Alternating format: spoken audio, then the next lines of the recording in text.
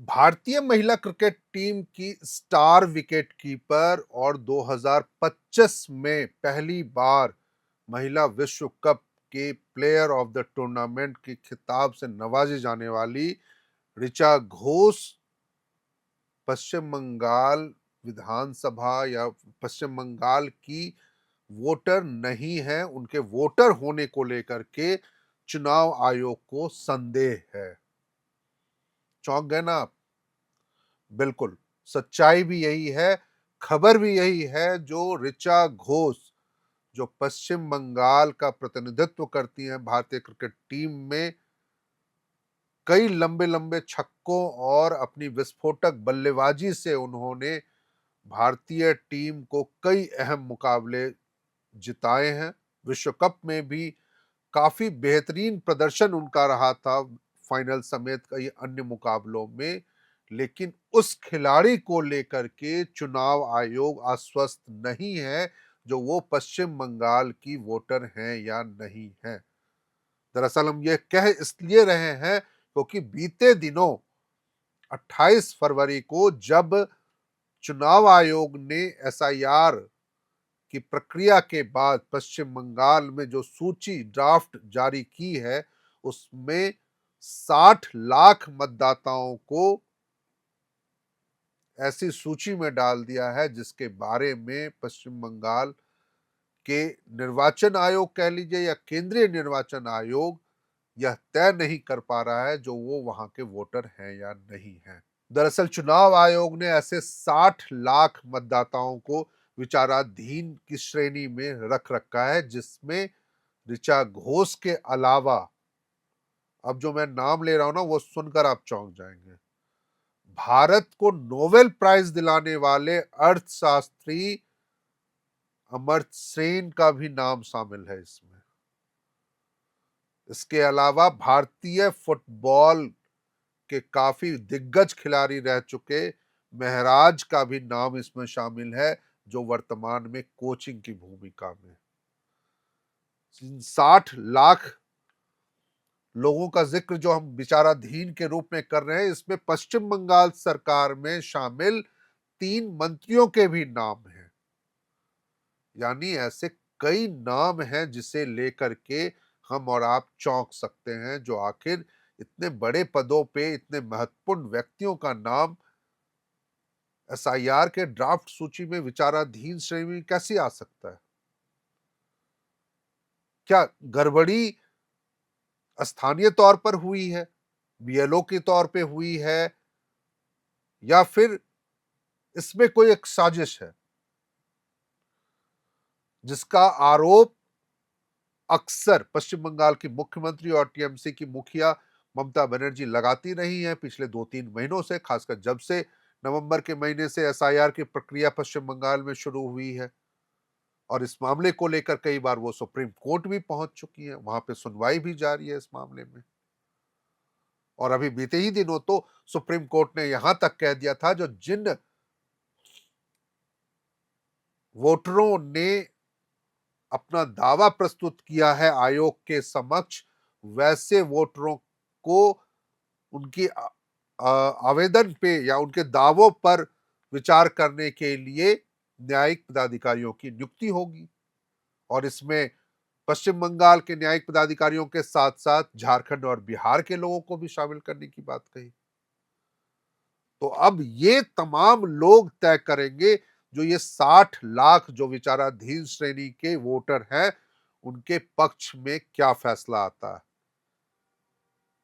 यानी हम और आप अभी इस बात को लेकर के सीधे सीधे श्योर नहीं हो सकते हैं जो आने वाले दिनों में जब पश्चिम बंगाल में विधानसभा चुनाव होंगे तो उसमें अमर्त्य सेन हो चाहे ऋचा घोष हो, वो वोट करते हुए वोटरों की लाइन में आपको नजर आएंगे।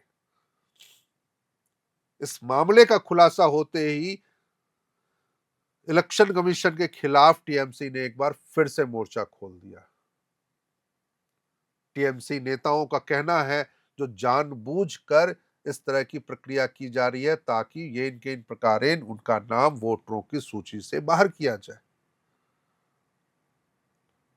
सुप्रीम कोर्ट ने भी पिछले दिनों यह आदेश दिया था जो ऐसे सभी वोटर जिनके नाम विचाराधीन की श्रेणी में हो, चाहे जिन्होंने अपना दावा प्रस्तुत आयोग के समक्ष किया है, उनको छोड़ते हुए अंतरिम सूची जारी कर दी जाए, ड्राफ्ट सूची जारी कर दी जाए।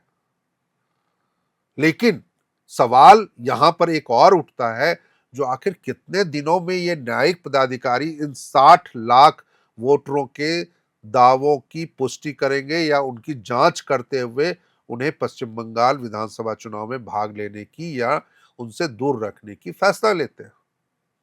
तो ये एक बड़ा महत्वपूर्ण सवाल है इस पूरे घटनाक्रम के बीच में। इस बीच बड़ा मामला एक यह भी आ गया, जो पश्चिम बंगाल के मुख्य निर्वाचन पदाधिकारी मनोज अग्रवाल ने एक प्रेस कॉन्फ्रेंस करके यह दावा किया, जो 60 लाख वोटर विचाराधीन श्रेणी में हैं, वो ईआरओ या एईआरओ की गलतियों की वजह से है।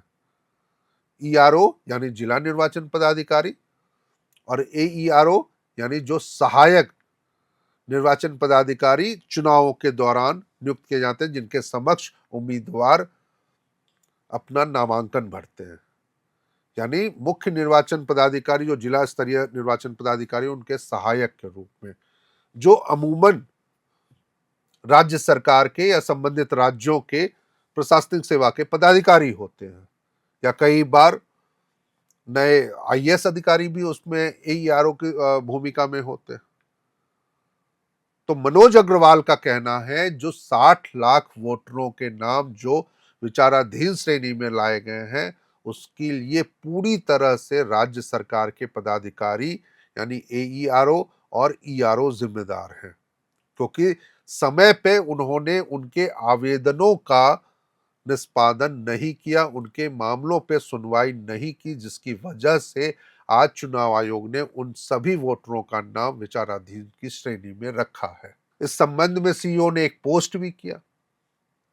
पोस्ट में सीईओ लिखते हैं, यह स्पष्ट किया जाता है कि माननीय न्यायिक अधिकारियों के विचाराधीन सभी मामलों को 28 फरवरी 2026 को प्रकाशित सूची में विचाराधीन के रूप में चिन्हित किया गया।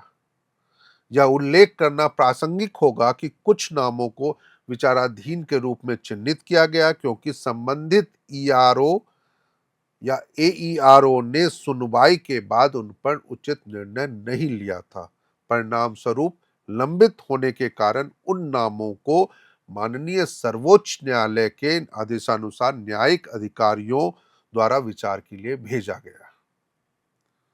आप समझ लीजिए, जो 60 लाख मतदाताओं को अभी ये पता ही नहीं है जो वो अगले महीने होने वाले पश्चिम बंगाल विधानसभा चुनाव में भाग लेंगे या नहीं लेंगे। अभी ठीक लगभग 2 साल पहले जब लोकसभा चुनाव हो रहे थे, तो उस समय ऐसी कोई गड़बड़ियां सामने नहीं आई थी, और एसआईआर के प्रक्रिया के बाद अब ये तमाम चीजें सामने आ रही हैं। और इसका असर क्या होगा आप समझ रहे हैं। जैसा दावा टीएमसी का है, टीएमसी का कहना है या वहां के राजनीतिक विश्लेषकों का भी कहना है, यदि ये 60 लाख वोटर मतदाता सूची से बाहर हो जाते हैं, तो ऐसे कई विधानसभा क्षेत्रों में चुनाव परिणाम प्रभावित होंगे, जहां पर बीते 2021 में हुए विधानसभा चुनाव के दौरान जीत और हार का मार्जिन या फर्क 2 से 3,000 4,000 वोटों का रहा था।